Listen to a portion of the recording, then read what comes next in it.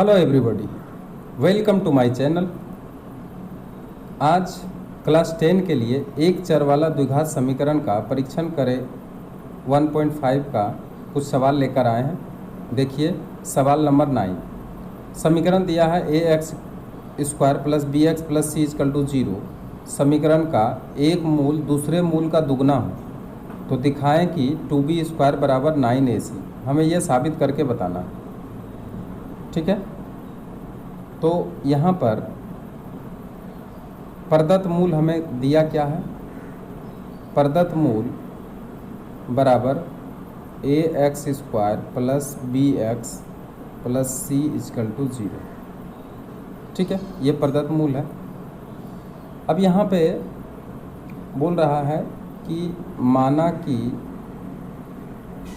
दूसरा मूल हम मानते हैं, दूसरा मूल बीटा बराबर x मान लेते हैं। तो यहाँ देखिए कह रहा है कि एक मूल दूसरे मूल का दुगना है। इसका मतलब पहला मूल क्या होगा, इसलिए प्रथम मूल अल्फा बराबर 2x होगा, क्योंकि वो कह रहा है कि प्रथम मूल अल्फा क्या है कि दूसरा मूल से 2 गुना है, तो 2x हो जाएगा, ठीक है। अब इसमें जो रिलेशन है उसमें हम निकाल के देखते हैं। रिलेशन क्या है, यहाँ पे अगर हम मूलों का योग लेते हैं तो क्या निकल के आता है, इसलिए मूलों का योग अल्फा प्लस बीटा बराबर -b/a। चूँकि ये जो समीकरण है वो द्विघात समीकरण का ही स्वरूप है, इसलिए -b/a ही होगा। या अब अल्फ़ा प्लस बीटा के जगह पे हम क्या क्या लिख सकते हैं, बीटा के लिए x और अल्फ़ा के लिए 2x, तो 2x plus x equal to -b/a, ठीक है। ध्यान से देखिए 3x इक्वल टू -b/a।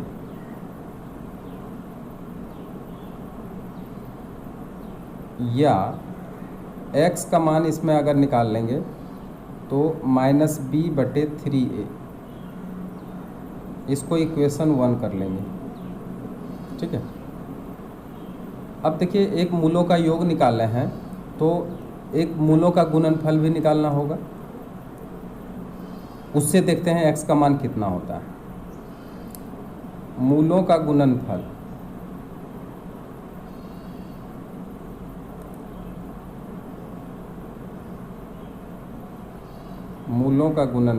क्या होता है, अल्फ़ा इंटू बीटा बराबर c/a होता है, ठीक है। अब अल्फ़ा इंटू बीटा, अल्फ़ा के जगह पे 2x और बीटा के जगह पे x is equal to c/a, और यहाँ पे आ जाएगा 2x² इक्वल टू c/a और x² इक्वल टू हो जाएगा c/2a। आगे बढ़ते हैं और x बराबर अगर निकालना होगा तो c/2a आएगा। समीकरण कर देंगे 2, इसका समीकरण 2 कर देंगे, ठीक है। अब 1 और 2 को तुलना कर देते हैं, देखते हैं क्या आता है। समीकरण 1 तथा 2 को तुलना कर देते हैं। अगर 1 और 2 को तुलना करते हैं तो समीकरण 1 हमको देखना पड़ेगा कि क्या है। देखिए समीकरण 1 में क्या, -b/3a और दूसरा में है √c/2a।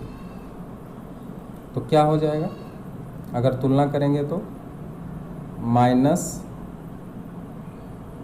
-b/2a बराबर √c/, ठीक है। ये हम तुलना कर दिए हैं। जो समीकरण यहाँ पे मिला था -b/3a है ना, -b/3a है यहाँ पे।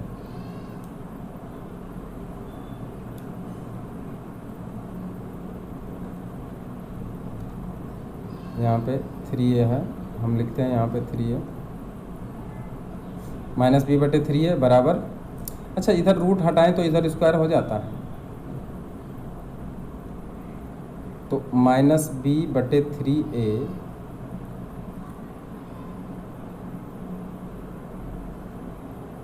का होल स्क्वायर बराबर, इधर रूट हटा दीजिए और ये -b तो b² हो गया और यहाँ पे हो गया 9a² बराबर c/2a। ठीक है। अच्छा यहाँ पे देखिए एक a है, यहाँ पे एक a² है, तो इसको काट के यहाँ पे a कर सकते हैं।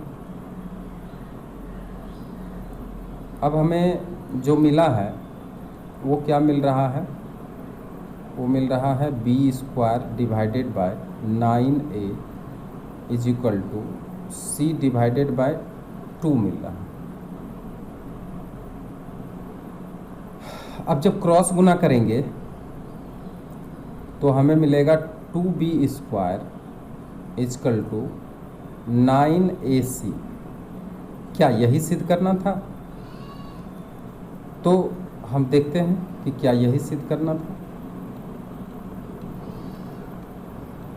देखिए 2b² बराबर 9ac, 2b² बराबर 9ac, यहाँ देखिए 2b² बराबर 9ac। तो इस तरीके से हम इसे प्रूव कर लिए हैं। अब यहाँ पर क्या होगा, यहाँ पे लिख देंगे प्रूव। क्लियर? तो इस तरीके से हम इस सवाल को भी बना लिए। अब आगे बढ़ते हैं। आगे देखिए सवाल क्या है, जिस समीकरण के मूल x² प्लस px प्लस 1 बराबर 0 समीकरण के मूलों के विपरीत हो, मतलब इसका जो मूल है इसका उल्टा मूल अगर नया समीकरण का है तो नया समीकरण किस प्रकार लिखा जा सकता है। मतलब जिस समीकरण के मूल, ये जो समीकरण है इस समीकरण के मूल का उल्टा है, ठीक है, तो नया समीकरण क्या लिख सकते हैं। तो देखिए प्रदत्त समीकरण क्या मिला हमें, प्रदत्त समीकरण क्या है, प्रदत्त समीकरण x² plus x² plus px plus 1 equal to 0,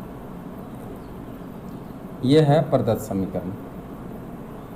यहाँ पर a बराबर 1 हुआ, b बराबर p हुआ और c बराबर 1 हुआ। इसलिए अगर ये समीकरण का अल्फ़ा प्लस बीटा निकाल के देखें तो आएगा अल्फ़ा प्लस बीटा बराबर -b/a, तो इसका आ जाएगा -p, क्योंकि b के जगह पे p रखेंगे, बटे a के जगह पे 1 रखेंगे, तो इसका मतलब -p/1 आया अल्फ़ा प्लस बीटा। और इसका alpha plus beta, alpha into beta इसका क्या आएगा वो भी निकाल लेते हैं। क्या आएगा c/a, बोलिए इसका c क्या है 1 और a क्या है 1, यानी इसका मान आया 1। तो ध्यान रखेंगे कि अब जो नया समीकरण बनेगा वो कह रहा है कि इसके मूल का क्या है, इसका मूल का विपरीत है, ठीक है। तो नया समीकरण जब बनाएंगे तो कैसे बनाएंगे, देखिए यहाँ पे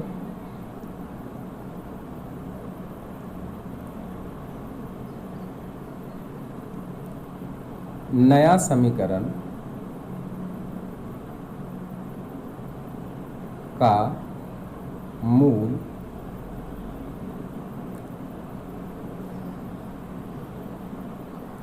प्रदत्त समीकरण के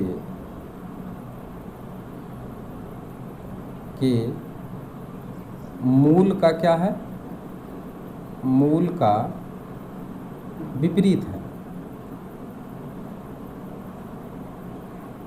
अतः समीकरण क्या होगा, जब मूल के विपरीत है तो समीकरण होगा एक्स स्क्वायर माइनस 1/अल्फ़ा प्लस 1/बीटा। मूल विपरीत है इसलिए अल्फ़ा प्लस बीटा की जगह 1/अल्फ़ा प्लस 1/बीटा होगा इंटू एक्स और प्लस 1/अल्फ़ा इंटू 1/बीटा इजकल टू 0 होगा। ठीक है, और इसको और आगे बढ़ाएं तो एक्स स्क्वायर माइनस, अब यहाँ पे देखिए आएगा एलसीएम अगर ले लेंगे तो ये आएगा अल्फ़ा बीटा और यहाँ पे आ जाएगा बीटा प्लस अल्फ़ा एक्स 1/अल्फ़ा बीटा इजकल टू 0। ये समीकरण आया है। अब यहाँ पे देखिए जो प्रदत्त समीकरण है उसमें आपको अल्फ़ा प्लस बीटा और अल्फ़ा इंटू बीटा का मान क्या मिला है, वो मान रखने से समीकरण मिल जाएगा। और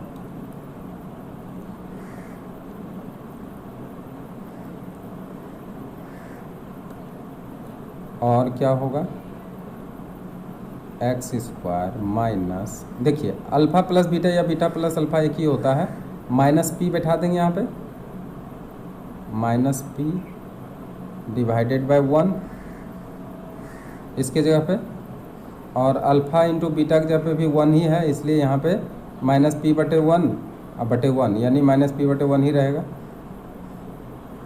प्लस 1/1 अल्फ़ा प्लस बीटा की जगह पे 1 है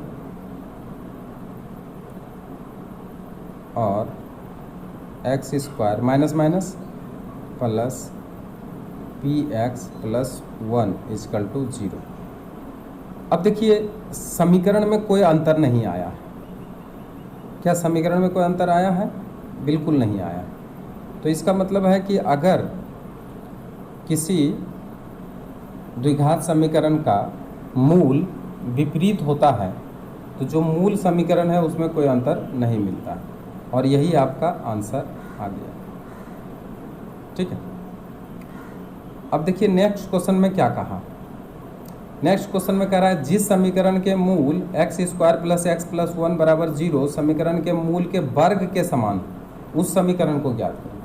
इस बार कह रहा है कि उसके वर्ग के समान, तो कैसे निकालेंगे उसको?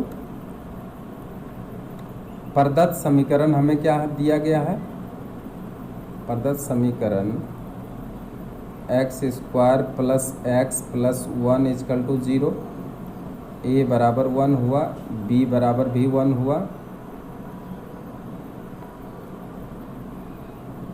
बी बराबर 1 हुआ और सी बराबर भी 1 हुआ। ठीक है, इसलिए अल्फ़ा प्लस बीटा इसका भी निकाल लेते हैं, माइनस बी बटे ए माइनस 1/1 बराबर -1 आया। ध्यान देंगे अल्फ़ा प्लस बीटा -1, और अल्फ़ा इंटू बीटा कितना आएगा? अल्फ़ा इंटू बीटा कितना आएगा इसका? सी बटे ए। सी के लिए 1 और ए के लिए भी 1 बराबर 1, मतलब एक -1 एक +1, alpha into beta +1 alpha plus beta -1 आया। अब यहाँ बोला है कि नया समीकरण का मूल प्रदत्त समीकरण के मूलों के क्या है? विपरीत है, मूलों के विपरीत है। ठीक है, अतः अब बताइए मूलों के विपरीत है समीकरण क्या होगा? अतः समीकरण जो द्विघात समीकरण होगा वो होगा बराबर एक्स स्क्वायर माइनस, देखिए यहाँ पे अल्फ़ा स्क्वायर होगा प्लस बीटा स्क्वायर होगा, क्योंकि ये कह रहा है कि इसके जो मूल है वो उसके वर्ग के समान है। अब plus alpha square into beta square बराबर 0,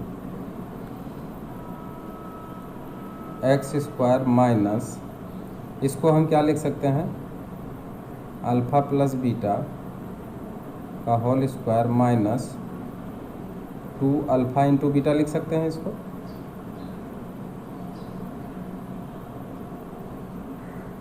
अब प्लस अल्फ़ा बीटा का होल स्क्वायर भी कर सकते हैं इसको, ठीक है। अब आगे बढ़ें, ध्यान दीजिएगा, अल्फ़ा प्लस बीटा -1 है और alpha into beta +1, x square minus, अब इसका मान क्या बैठाएंगे, -1 का whole square minus 2 into alpha into beta 1 है,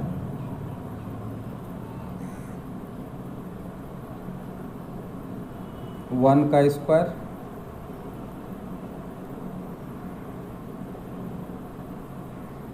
बराबर 0।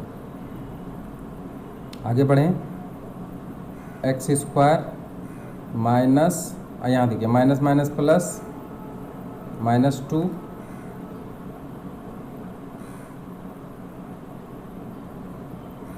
बराबर 0। आगे बढ़ें, एक्स स्क्वायर, अब यहाँ देखिए ये -2 में 1 माइनस हो जाएगा, -1 आएगा,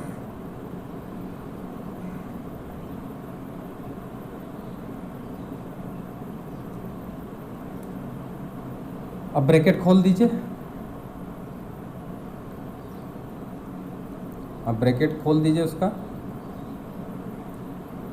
x square minus minus plus, और यहाँ पे हो जाएगा 1x यानी x अब +1 बराबर 0।